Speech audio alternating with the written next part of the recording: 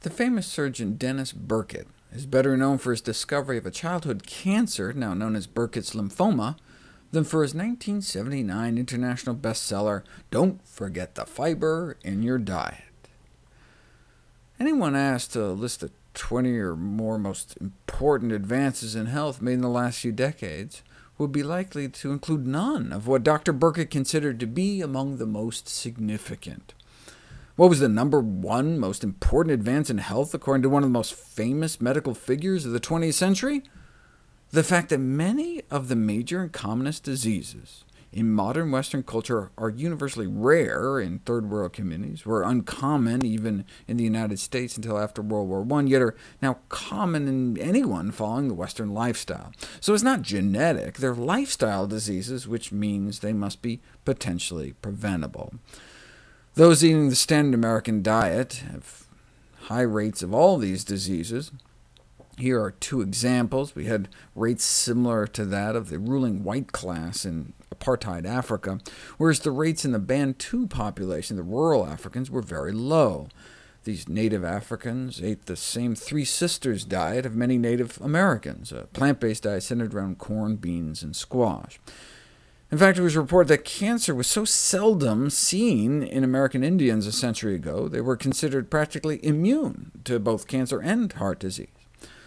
What is meant by very low rates among rural Africans?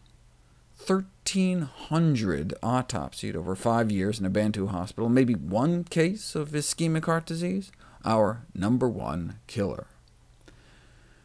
Their rates of heart and intestinal disease, similar to poor Indians, whereas wealthier Indians, who ate more animal and refined foods, were closer to those in Japan, until, of course, they moved to the US and started living like us. And you can do similar charts for all these other so-called Western diseases, which Burkitt thought related to the major dietary changes that followed the Industrial Revolution: a reduction in healthy plant foods, the source of starch and fiber, and a great increase in consumption of animal fats, salt, and sugar.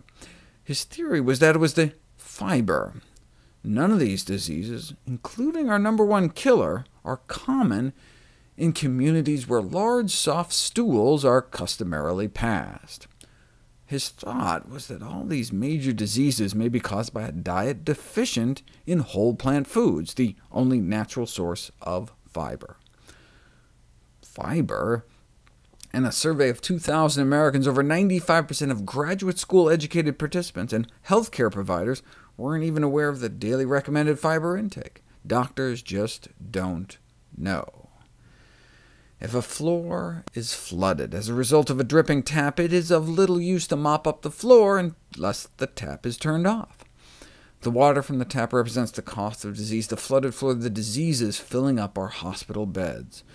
Medical students learn far more about the methods of floor mopping than about turning off taps. And doctors who are specialists in mops and brushes can earn infinitely more than those dedicated to shutting off taps.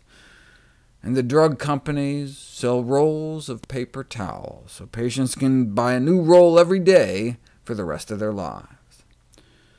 To paraphrase Ogden Nash, modern medicine is making great progress, but just headed in the wrong direction. Preventive medicine is, frankly, bad for business.